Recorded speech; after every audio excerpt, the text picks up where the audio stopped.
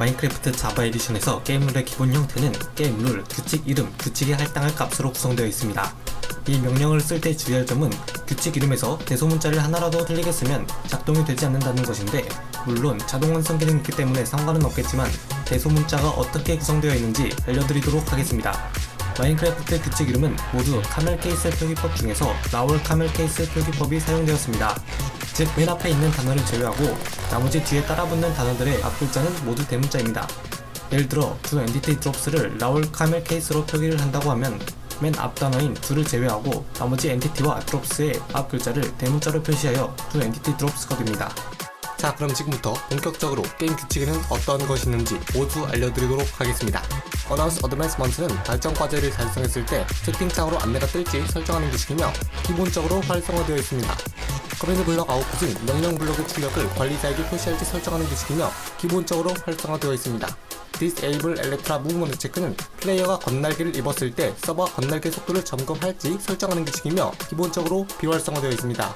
이 규칙을 활성화하면 플레이어가 건날개를 입었을 때 그 플레이어가 아무리 빨리 움직여도 서버에서 체크하지 않습니다. Disable Raze는 습격이 발생하는지 여부에 대한 규칙입니다. 기본적으로 비활성화되어 있습니다. To Daylight Cycle는 밤과 낮이 바뀌거나 달의 상태가 바뀌는 등의 시간을 흐르게 하는 규칙입니다. 기본적으로 활성화되어 있습니다. To Entity Drop은 몹이 아닌 엔티티가 파괴되었을 때 아이템화 될지 결정하는 규칙입니다. 기본적으로 활성화되어 있습니다. To Firetig은 불이 자연적으로 번지거나 사그라들지에 대한 규칙입니다. 기본적으로 활성화되어 있습니다. To Immediate Respawn은 사망 시 게임 오버창을 띄우지 않고 즉시 리스폰을 할지에 대한 여부를 결정합니다. 기본적으로 비활성화되어 있습니다. To Insomnia는 쉼 이상에서 잠을 자지 않을 때 팬텀이 스폰되는지 여부를 결정하는 규칙입니다. 기본적으로 활성화되어 있으며 추가적으로 팬텀은 플레이어가 3일 이상 잠을 자지 않았을 경우에 특정 조건을 만족하면 스폰됩니다. To Limited Crafting을 활성화하면 레시피에 없는 것을 만들 수 없게 만들 수 있습니다. 기본적으로 비활성화되어 있습니다. Doom Root는 몹이 죽었을 때 아이템을 드롭하는지에 대한 여부를 결정합니다. 기본적으로 활성화되어 있습니다. Doom of Spawning은 몹이 자연적으로 스폰될지를 결정하는 규칙입니다. 기본적으로 활성화되어 있습니다. 비활성화를 해놓으면 자연적으로 몹이 스폰되진 않지만 청크가 처음 로딩되었을 때 자동으로 스폰되는 동물들의 스폰은 막을 수 없으며 마을에 있는 주민과 철골렘, 마녀의 집의 마녀와 검은 고양이와 같은 특정 구조물의 일부로서 소환되는 것 또한 막지 못합니다. 두 페트롤 스폰은 무민 정찰의 생성을 결정하는 규칙입니다. 기본적으로 활성화되어 있습니다. 두 타일 드롭은 블럭이 파괴되었을 때 아이템화할지에 대한 여부입니다. 이 규칙을 비활성화하면 블록을 캐도 아이템이 나오지 않습니다. 기본적으로는 활성화되어 있습니다. 두 트레이더 스포닝은 떠돌이 상인의 생성을 결정합니다. 기본적으로 활성화되어 있습니다. 두 웨더 사이클은 날씨를 바뀌게 하는 시간을 흐르게 할지에 대한 여부입니다. 기본적으로 활성화되어 있습니다. 드라운 앤 데미지는 익사 데미지를 받을지 설정하는 규칙입니다. 기본적으로 활성화되어 있습니다. 펄 데미지는 낙하 데미지를 받을지 설정하는 규칙입니다. 기본적으로 활성화되어 있습니다. 파이어 데미지는 화염 데미지를 받을지 설정하는 규칙입니다. 기본적으로 활성화되어 있습니다. Forgive Dead 플레이어는 화난 중립 몹이 목표 플레이어가 근처에서 죽으면 화를 풀지 결정하는 규칙입니다. 기본적으로 활성화되어 있습니다. 대표적으로 많이 알려져 있는 킥 인벤토리는 사망 시 인벤토리 아이템과 레벨이 유지될지에 대한 여부입니다. 기본적으로 비활성화되어 있습니다. 로그 어드민 커맨드는 관리자가 서버 로그에서 명령을 사용한 것이 표시되는지에 대한 여부입니다.